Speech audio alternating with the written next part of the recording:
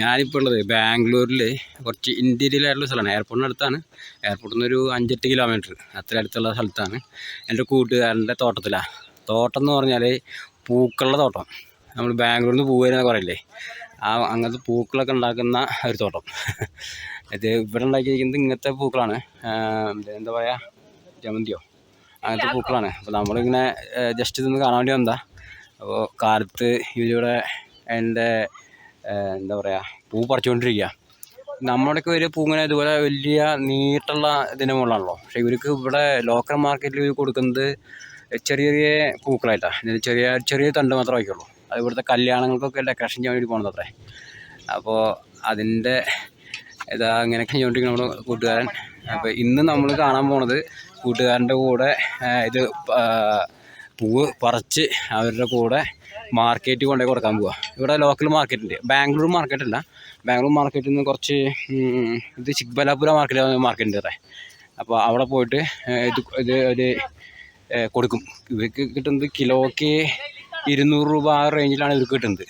അപ്പം നമ്മളവിടെ അപ്പോൾ ഇവരിവിടെ വന്നപ്പം എനിക്ക് കുറച്ച് പൂവാണ് വന്നപ്പോൾ അങ്ങനെ ചെടികളൊക്കെ പറിച്ച് എന്താ സാധാരണ ഇവിടെ അത്രയും ചെടികളൊക്കെ പറിക്കലില്ല. ഇവർ ചെറിയ പൂവിൻ്റെ ആ ഒരു ഭാഗം മാത്രമേ പറിക്കുള്ളൂ. അപ്പോൾ എന്തായാലും നമുക്ക് കുറച്ച് പൂവ് ആവശ്യമുണ്ടായിരുന്നു പള്ളിയിലേക്ക് വെക്കാനായിട്ട്. അപ്പോൾ അങ്ങനെ ആ പൂവ് മേടിച്ചു. അതിൻ്റെ കൂടെ ഇവരുടെ കഴിഞ്ഞ തവണ നമ്മൾ വന്നിട്ടുണ്ടായിരുന്നു കേട്ടോ. അവിടെ ഞാൻ ഇതിൻ്റെ ചെറിയൊരു വീഡിയോ എടുത്ത് കിട്ടുന്നുണ്ടായിരുന്നു. നല്ല പൂത്തോട്ടം, നല്ല രസം കാണാനായിട്ടാണ്. അത് കാലത്തെ സമയത്ത് നല്ല മഞ്ഞും നല്ല തണുപ്പുണ്ട് ഇവിടെ. അപ്പോൾ അങ്ങനെ ഇവനോട് കുറച്ച് പൂവൊക്കെ നമുക്ക് പറിച്ച് തന്നുണ്ട്. ഇനി ഇവരുടെ കൂടെ മാർക്കറ്റിൽ പോയി മാർക്കറ്റ് ഒന്ന് കണ്ടിട്ട് വരാം ചേട്ടാ. കണ്ട പൂവിൻ്റെ ഒരു ബഞ്ച് ഇവിടെ ഫുള്ള്, ഈ ഏരിയ ഫുള്ള് ഇത് തന്നെയാണ് കേട്ടോ. എന്താ പറയുക, കൃഷിത്തോട്ടങ്ങളാണ്. ഒരുപാട് കൃഷികളുണ്ട്. ഇവർ ചെയ്യുന്നത് പൂക്കൃഷിയാണ്. ഇങ്ങനത്തെ പൂക്കൃഷിയുണ്ട്.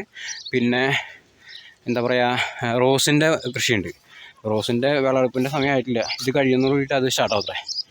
അങ്ങനെ ഇത് നമ്മൾ കാണുന്ന പോലത്തെ കൃഷിയല്ല, നല്ല കഷ്ടപ്പാടും ഉണ്ട്. അതുപോലെ തന്നെ അതിനനുസരിച്ചുള്ള വരുമാനം ഇവർക്കുണ്ട്.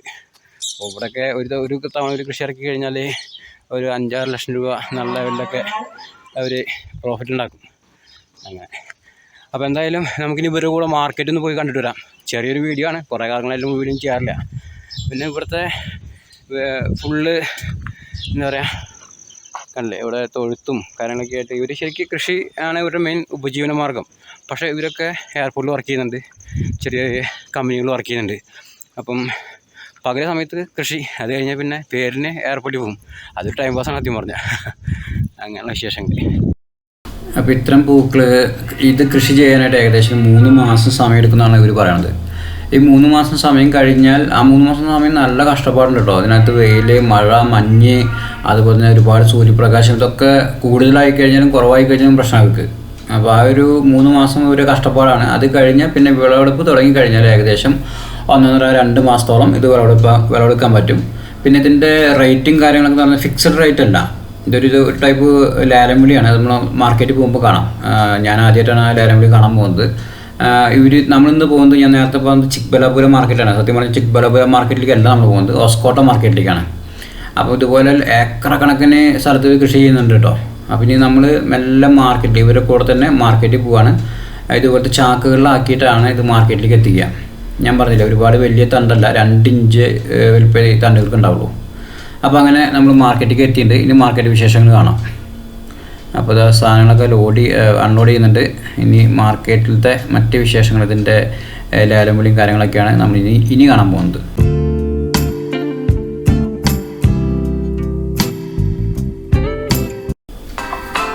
അപ്പോൾ അങ്ങനെ നമ്മൾ മാർക്കറ്റിലെത്തിയപ്പോഴാണ് ഇവിടുത്തെ ഒരു ചിട്ടവട്ടങ്ങളൊക്കെ നമുക്ക് മനസ്സിലാവുന്നത്.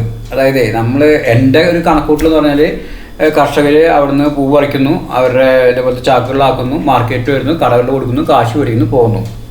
പക്ഷേ ഇവിടെ എത്തിയപ്പോഴാണ് മനസ്സിലായത് ഇത് അങ്ങനത്തെ ഈസി ആയിട്ടൊരു ഏർപ്പാടല്ല. ഇവിടുത്തെ ടെക്നോളജി എന്ന് പറയുന്നത് ടോട്ടലി ഡിഫറെൻ്റ് ആണ്. ഇവർ കൊണ്ടുവരുന്ന സാധനം ഇതുപോലെ മാർക്കറ്റിൽ വന്നിട്ട് ലേലം വിളിക്കുന്നു. ഇപ്പോൾ ലേലം വിളിയാണ് നടക്കുന്നത്. ഒരു പ്രത്യേക ടൈപ്പ് ലേലം വിളിയാണ്. നമുക്ക് പെട്ടെന്ന് പോയി കഴിഞ്ഞാൽ സാധാരണക്കാർക്ക് പങ്കെടുക്കാൻ പറ്റില്ല. അപ്പോൾ അവിടെ സ്ഥിരമായിട്ട് ലേലം വിളിക്കുന്ന ആളുകളുടെ ഒരു പ്രത്യേക ശൈലിയിലാണ് ലേലം വിളിക്കുന്നത്. അപ്പോൾ കർഷകർ ഇതുപോലെ കൊണ്ടുവരുന്ന പൂക്കൾ ഇങ്ങനെ ലൈനിൽ ഇങ്ങനെ വയ്ക്കും. ആ ലൈനിൽ വെച്ച് ഇവിടെ ഒരുപാട്, ഒരു ഷോപ്പല്ല കേട്ടോ, ഒരുപാട് ഷോപ്പുണ്ട്. അപ്പോൾ ഓരോ ഷോപ്പുകളിലും ഈ കർഷകർ എന്ത് ചെയ്യിച്ചാൽ ഒരു മെമ്പർഷിപ്പ് പോലെ എടുത്തിരിക്കുക. അപ്പം അവർ മെമ്പർഷിപ്പ് എടുത്തിട്ടുള്ള ആ ഒരു ഷോപ്പ് അതൊരു ആക്ച്വലി ഒരു ബ്രോക്കറാണ് സത്യം പറഞ്ഞാൽ. അപ്പോൾ ഇവർ അവിടെ കൊണ്ടു ചെല്ലുന്നു, ആ ബ്രോക്കർ ഇവർക്ക് വേണ്ടിയിട്ട് ലേലം വയ്ക്കുന്നു, ലേലം കൺഫേം ആവുന്നു, ബ്രോക്കർ ബയ്യറിൻ്റെ കയ്യിൽ നിന്ന് പേയ്മെൻറ്റ് മേടിക്കുന്നു, മന്ത്ലി അല്ലെങ്കിൽ വീക്കിലി കർഷകർക്ക് കൊടുക്കുന്നു. ഇതാണ് സിസ്റ്റം. അപ്പം ഈ ലേലം വിളി എന്ന് പറയുന്നത് പെട്ടെന്ന് കഴിയുന്നുണ്ട്. എന്താ പറയുക, ഒരുപാട് ആളുകളുണ്ട്. ഈ കാണുന്നതൊക്കെ മാർക്കറ്റുകളിൽ ഇതുപോലെ ലേലം വിളിക്കുന്ന സ്ഥലങ്ങളാണ്. ലേലം വിളി വളരെ ഫാസ്റ്റായിട്ട് നടക്കുന്നുണ്ട്. ലേലം വിളിക്കൽ 10 റുപ്യ 20 റുപ്യ അങ്ങനെയൊന്നും പറഞ്ഞിട്ടുള്ള ലേലം വിളി ഒന്നുമല്ല. ഇത് ലേലം വിളി എന്ന് പറഞ്ഞാൽ കൈ ഇങ്ങനെ നീട്ടി പിടിക്കുക ഈ ലേലം വിളിക്കുന്ന ആൾക്കാർ. അപ്പോൾ അതിനനുസരിച്ചിട്ട് അങ്ങനത്തെ ഒരു പ്രത്യേക മെത്തേഡാണ്. എന്തായാലും നല്ല രസമായിട്ടുള്ള ലേലം വിളിയായിരുന്നു. ഒരുപാട് പൂക്കളൊക്കെ ഇങ്ങനെ കണ്ട് ഞങ്ങൾ അവിടുന്ന് മെല്ലെ വൈൻഡപ്പ് ചെയ്ത് പോന്നു. അപ്പോൾ കർണാടകത്തിലെ പൂക്കൃഷിയും അവിടുത്തെ മാർക്കറ്റിംഗ് വിശേഷങ്ങളൊക്കെയാണ് നമ്മൾ ഈ ചെറിയൊരു വീഡിയോയിൽ കണ്ടത്. അടുത്തൊരു വീഡിയോയിൽ കാണാം. ബൈ.